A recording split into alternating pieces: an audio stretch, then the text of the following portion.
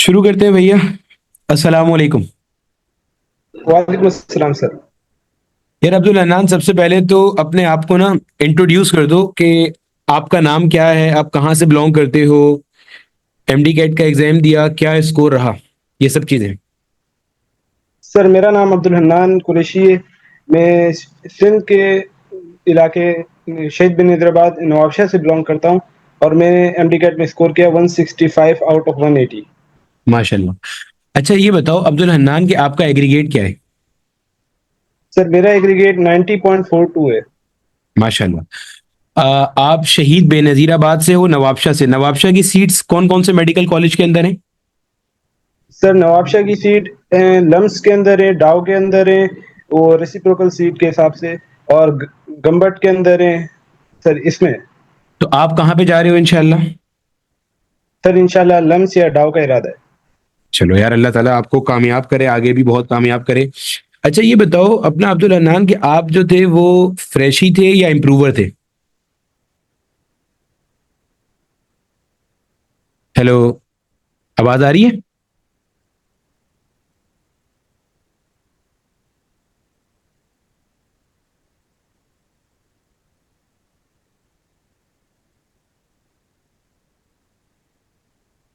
Hello, आवाज आ रही है। Yes sir. बेटा मैं पूछ रहा था कि आप ये बताओ कि आप जो थे ना वो फ्रेशी थे या इम्प्रूवर थे। Sir I was a fresher. अच्छा, मतलब आपका ये फर्स्ट ईयर था, पहला ही साल था आपका। Yes sir, first attempt. अरे माशाल्लाह। आपकी एफएससी की परसेंटेज कितनी थी। सर 90%। 90%। अच्छा माशाल्लाह। अच्छा ये बताओ अब्दुल हन्नान कि आपको हमारे बारे में कैसे पता चला था। सर मुझे फिजिक्स में थोड़े डाउट्स वगैरह थे तो मैंने आपका चैनल स्क्रॉल किया। वहां से मतलब डिटेल लेक्चर सीरीज एक पूरी देखी थी एसएचएम के ऊपर। तो उधर से ही मुझे मतलब इस एकेडमी का पता चला। मैंने सोचा कि फिजिक्स के लिए लूंगा, लेकिन ऑल सब्जेक्ट्स आर बेटर। अच्छा ये बताओ आपने जो था वो कौन से बैच से ज्वाइन किया था। Sir batch 1.0। अच्छा पहले बैच में थे आप, माशाल्लाह, यानी कि जो अगस्त में शुरू हुआ होगा, अगस्त 2024 में। Yes sir. तो इसका मतलब आप अगस्त 2024 से तकरीबन अक्टूबर 2025 तक हमारे साथ रहे, ऐसे ही है। Yes sir, completely. अच्छा ये बताओ कि आपका लाइव क्लासेस में जो कोर्स था वो कितनी बार रिवाइज हुआ था। सर 3 से 4 बार कंप्लीट रिवाइज हुआ था। अच्छा ये बताओ कि आपकी जब आप पढ़ रहे थे तो स्ट्रेटेजी क्या रही, क्योंकि अमूमन जो बेचारे पहली दफा पढ़ने वाले बच्चे होते हैं उनका हो जाता है, लेकिन अमूमन अमूमन जो होते हैं ना वो बेचारे इंप्रूवमेंट की तरफ जा रहे होते हैं, क्लियर नहीं हो रहा होता। तो क्या वो ऐसी गलती करते हैं जो आपने नहीं की थी, या आपने क्या बेहतर किया था जो वो भी अगर करें तो बेहतर हो सकता है। सर मेरा ये मानना था कि मेरे पास जितने भी सोर्सेज थे उन्हें अनयूज नहीं जाना चाहिए। मेरे पास मतलब जो भी लेक्चर्स वगैरह थे, पास्ट ईयर क्वेश्चन से वो मैंने पूरे किए थे। और जो भी लेक्चर होते थे, लाइव क्लासेस होते हैं, कंप्लीटली अटेंड किया, टीपीपी सॉल्व की। बस स्ट्रेट फॉरवर्ड जैसे चलना था वैसे चले। ये बताओ कि आपको जैसे अ, जब हम फिजिक्स पढ़ते थे तो फिजिक्स के अंदर जब मैं आपका लेक्चर लिया करता था तो मैंने आपको हर चैप्टर के साथ टीपीपीज बल्क में दी। तो वो जितनी टीपीपीज आपको यस सर। दी जाती थी वो आप सारी सॉल्व करते थे, मतलब बुरा तो मैं लगता हूँ लेकिन सॉल्व करते थे या नहीं करते थे। सर अराउंड 80%, 80% तक हो जाती थी। हो जाती थी। चलो गुड हो गया यार। Yes sir. तो उसमें डाउट्स भी आते होंगे, फिर डाउट्स का क्या करते थे।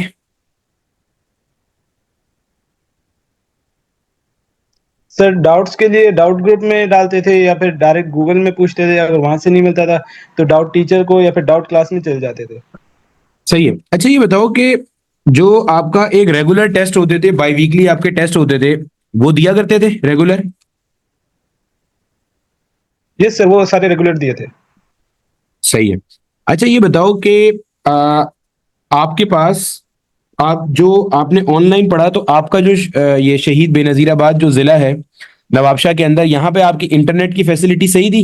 कभी लाइव क्लास अगर मिस हो जाती थी फिर क्या करते थे, क्योंकि इंटरनेट तो होता है बार, इंटरनेट तो प्रॉब्लम कर ही जाता है, हमारा भी कर जाता है, आपका भी करता होगा, लाइट का भी मसला रहता है। यस सर, कभी कभार 1-2 दिन तक इंटरनेट बंद होता था तो हम्म। रिकॉर्डिंग होती थी, उससे कवर कर लेते थे।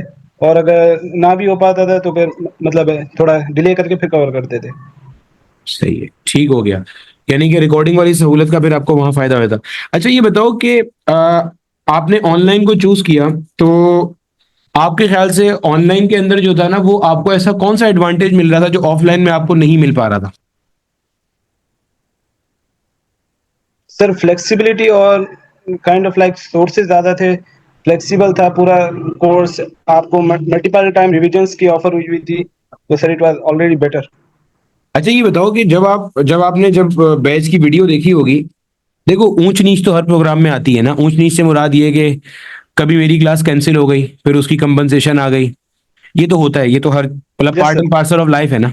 अनफोर्सीन सर्कमस्टांसेस तो आते हैं, यस। लेकिन अगर आपसे मैं ओवरऑल एक्सपीरियंस पूछूं कि जो चीजें सोच के आज से तकरीबन एक सवा साल पहले, 1.5 साल पहले हमारे कोर्स में एनरोल हुए थे कि भाई ये टेस्ट लिए जाएंगे, ये एफएलपीज लिए जाएंगे, ये डाउट सॉल्व होंगे, ये टीपीपीज दी जाएंगी, ये लेक्चर्स दिए जाएंगे, मल्टीपल कोर्स रिविजन होंगे, वो सारा आपको मतलब पूरा मिला? Sir it was more than expected. Sir मैंने इतना एक्सपेक्ट नहीं किया था, मतलब इतनी कम फीस के अंदर इतने ज़्यादा सोर्सेस मिल जाएंगे और क्या नाम है मल्टीपल टाइम रिविजन्स। मुझे लगा था कि या मतलब वन टाइम होगा और एक से दो बार बस ऊपर ऊपर से करा देंगे, लेकिन इट वाज डिटेल्ड। अच्छा, ये जो ऊपर ऊपर से कराने वाली बात है, इसी ऊपर मैं अक्सर जो है ना बच्चों से एक सवाल भी पूछ रहा था। जैसे अक्सर बच्चे होते हैं ना, जब हम भी स्टूडेंट थे हमारी भी आदत थी कि भाई हम अगर एक जगह पढ़ रहे हैं तो हम ना दूसरी जगह की लेक्चर कॉपी देखते थे कि यार कहीं ऐसा तो नहीं हमारा टीचर कुछ हल्का पढ़ा रहा है, क्योंकि हमें पता चले बाद में पेपर वाले दिन जाके पता चल रहा हो कि भाई हमने तो ये पढ़ा हुआ ही नहीं है। तो आपने अगर अपनी लेक्चर कॉपीज कंपेयर करी, आपने यकीनन अच्छा पढ़ने वाले बच्चे हो, आपने लेक्चर कॉपीज बनाई होंगी फिजिक्स की, केमिस्ट्री की, बायो की, इंग्लिश की, तो आपने आपके जो साथ के साथी थे, आपके जो दोस्त थे, वो कहीं और पढ़ रहे होते होंगे, तो आपने लेक्चर कॉपीज कंपेयर करी? कभी ऐसा तो नहीं लगा कि आपको कोई क्वालिटी में कुछ कम मेयार मिल रहा है यहाँ पे, या कुछ आपको कम पढ़ाया जा रहा है किसी भी सब्जेक्ट में? सर नहीं, हर बार ये मतलब मेरी लेक्चर काफ़ी हाईएस्ट लेवल की होती थी, उसमें मतलब सारे टॉपिक्स मौजूद होते थे और डिटेल में होते थे। कोई ऐसी बात नहीं थी कि मुझे कोई टॉपिक नहीं आ रहा है या फिर कोई मुश्किल हो रही है। इवन कई बच्चे सवाल जो लेकर आते थे वो पहले मैं सॉल्व करता था। अच्छा माशाल्लाह यार, चलो मतलब ज़हीन बच्चे हो आप माशाल्लाह, चलो अच्छी बात है। अच्छा ये बताओ कि आपका जो है ना मोस्ट फेवरेट और लीस्ट फेवरेट सब्जेक्ट कौन सा रहा तैयारी के दौरान?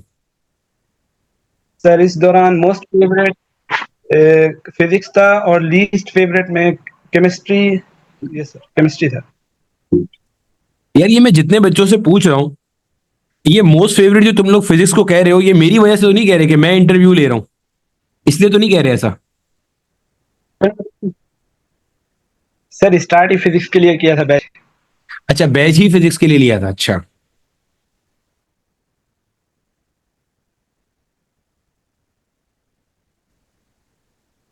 सही हो गया। अच्छा अच्छा अच्छा अच्छा।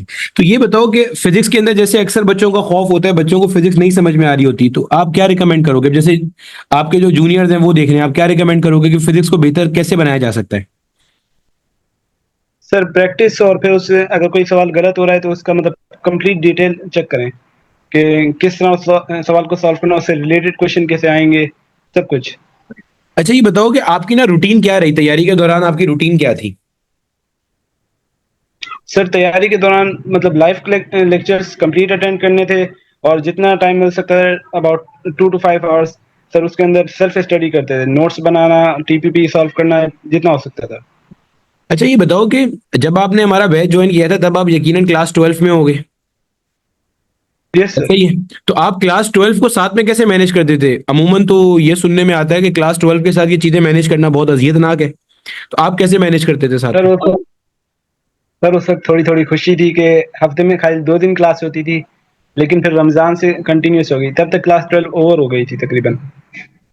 तो आपने उसके बाद अगर क्लास 11 के लेक्चर्स छोड़ भी दिए होंगे तो वो बाद में दोबारा लाइव क्लास में कवर हो गए होंगे, ऐसे ही था? यस सर, वो तो कई बार हुआ। Yes sir. तो इसका मतलब वो छोड़ने का फिर नुकसान नहीं भी हुआ, ठीक है, सही है। अच्छा ये बताओ कि आपके जो अपना जूनियर्स थे, उनको मतलब जूनियर्स हैं अभी तो थे नहीं हैं, उनको आप क्या एडवाइस करोगे? मतलब कि वो अगर वो एमडी कैट क्रैक करना चाह रहे हैं फर्स्ट टाइम में माशाल्लाह से जिस तरह आपने किया, तो आप उन्हें क्या एडवाइस करोगे कि किस तरह से करें, किन चीजों को फोकस करें, क्या गलतियां ना करें और किन चीजों को अवॉइड करते हुए चलें? सर सिर्फ इतना कि अपनी बुक पढ़ें और उसके बाद मल्टीपल क्वेश्चन सॉल्व करें। अगर किसी एक चैप्टर में एक सवाल भी गलत हो रहा है, it means your chapter is weak. Sir उस सवाल से रिलेटेड और कैसे सवाल आएंगे, उस टॉपिक को अच्छे से समझें और लेक्चर्स लाजमी लें मतलब। सही है। बाकी यार एक छोटी सी चीज ये थी कि हमारा जो है ना वो एमडी कैट सेरेमनी भी होनी है, तो इंशाल्लाह आपने नवाबशाह से आना है। सही है ना? इंशाल्लाह सर। आपसे मुलाकात होगी, और आपका जो इनाम है और आपका जो टोकन ऑफ ऑनर है वो भी इंशाल्लाह मैं आपको सेरेमनी में ही दूंगा। तो आना लाजमी है। ठीक है इंशाल्लाह। मेरे भाई। इसके अलावा आखिर में कोई चीज यस ऐड सर। करना चाहोगे? सर बस आपका थैंक यू करना है sir. I was not expecting कि बैच में मतलब इतना सब कुछ मिल जाएगा मुझे। यार बस दुआ करो कि अल्लाह ताला जो है ना हमारी नियतों में जो खलूस है ना वो कायम रखे, और अल्लाह ताला आपको आगे भी कामयाब करे। तो मेरी तरफ से और पूरी टीम की तरफ से, सर शाफे, सर साद, सर एहतशाम, सर उमैर, जितने लोगों ने आपको पढ़ाया, सबकी तरफ से आपको और आपके पेरेंट्स को बहुत सारा कॉन्ग्रेचुलेशंस। अल्लाह ताला आपको आगे भी बहुत सारा कामयाब करे। ठीक है मेरे बच्चे? Thank you. ठीक है। ओके। अल्लाह हाफिज।